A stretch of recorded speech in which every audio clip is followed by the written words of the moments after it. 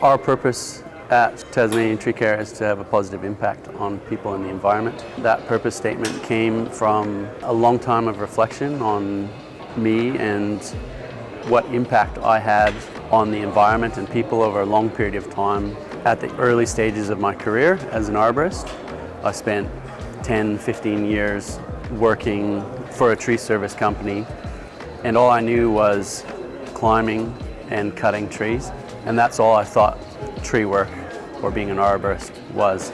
So when I started Tasmanian Tree Care, I decided that we had to have some intention in what we're doing, a purpose of what we were going to be doing going forward, and a purpose that aligns with both our clients, the public, and our employees as well too. So I wanted to reframe arboriculture in a way that was just more than climbing and cutting, because I wanted our employees and our company as a whole to have a positive impact on people and the environment over a long period of time. So that's why we've created this purpose statement at Tasmanian Tree Care, and that guides our decision making on what type of work we do, how we sort of manage or invest in our employees, and how we drive our company going forward. And having a positive impact is one of the most important things for us.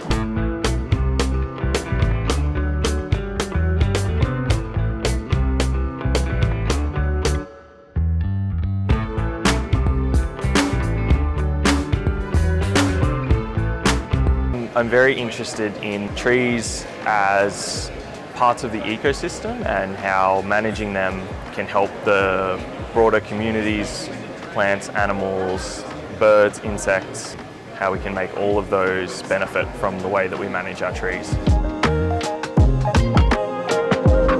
So great to have the National Arboricultural Conference here in Hobart. This is a group of people who love trees, they look after trees, and they really give us important guidance as policymakers about the types of trees we should plant, where they should be planted, the benefits that different types of trees bring to the city. We know that trees provide just so many amazing services that are important to a city, so they help slow down big extreme rainfall events. They help clean the air, they provide a place for biodiversity in our city, they provide shade. So trees are really essential infrastructure for our cities, and the other amazing thing about trees is they are such wonderful additions to the character of a street, and depending on a different street or a place, people will remember it because of the quality of the trees and the particular characteristics of a tree. So people really love trees in their city, and we love them too. So we're very pleased you're here, and we hope that there's amazing learnings and that everyone enjoys their time in Hobart. There's so much fun to be outdoors, to manage trees, to play with trees, to look after trees, to grow them. And I planted trees 30 years ago, and now those trees 30 years on are actually prospering in the streets of South Melbourne, which is fantastic. Quite rewarding, that's what I like. I'd like to hand down a lot of the knowledge to the younger generation, get them to understand trees, not just think about trees as being cut down. Arboriculture is about the preservation. It's not just what we do is cut down trees. We actually preserve trees, we manage trees, we nurture trees. That's what we're about. Cutting down is the end of the cycle of a tree, and then you start it all again and start it again. So to impart that knowledge and experience and passion about trees is what it's all about. The vision is just giving the opportunity to anyone, to have that education and to learn about the environment and to take it to that next step with climate change and everything going on at the moment, that learn more about that and understand, I suppose, where the next 20, 30 years is going to take us into the industries. Also looking after the environment and trying to keep what we've already got and not taking it out, so it's good. Brilliant. Yeah. Thank you. Is that it? Yeah. Yes.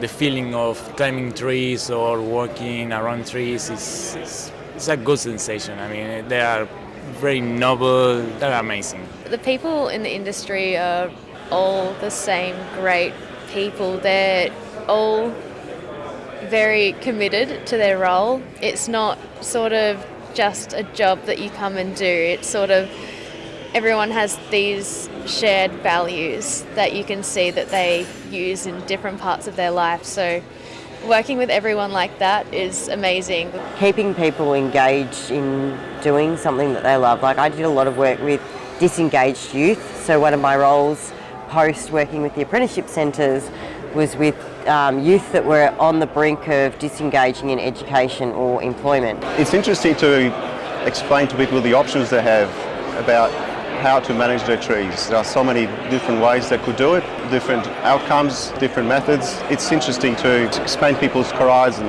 and options of and view of trees around them. As part of the consultancy, I guess, is to make people aware of the value of the trees and some of the investment they could make in actually improving the value rather than reducing it. I'd say probably a lot of us grew up enjoying being outdoors, enjoying challenging myself, went rock climbing and have lots of sort of outdoor sports, worked in rope access and then found out about this ARB thing and was like, that sounds bloody wicked. I feel like I'm pretty set for a while. I believe everyone working in this industry, they do love trees. Cutting and tree removal or even pruning, that's what general public think what we're doing. I think it's more about to know the trees. Also, if the tree is posing hazard or risk to the people, so from that perspective, we can make more clear, decision if we can keep the tree or pruning will solve the problem.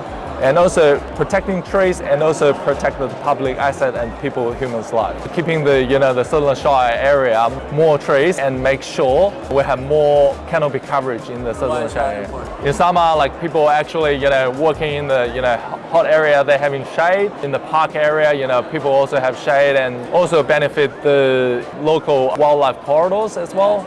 Trees are part of the problem and they're part of the solution for a sustainable bushfire coexistence. And so what we need to do is to figure out how we can get our bushland interfaces, which is the bushland right next to the suburbs, into a healthy state, which are biodiverse. You don't have dying trees as you currently have got because there's too many of them. You're reducing the fuel load. I do really enjoy connecting directly with communities, schools, families, and seeing the joy that they get from simple things like being involved in planting days or seeing the impact in their local park. And I really love being able to make that difference much more than trees. It's greening for me, but it's not just social, it's the climate issues, it's the cooling of the cities, and it's that, for me, that's where design comes into it. And that's what I love about it. So I think my superpower has always been connecting people to the environment, and trees are a really good way to do that.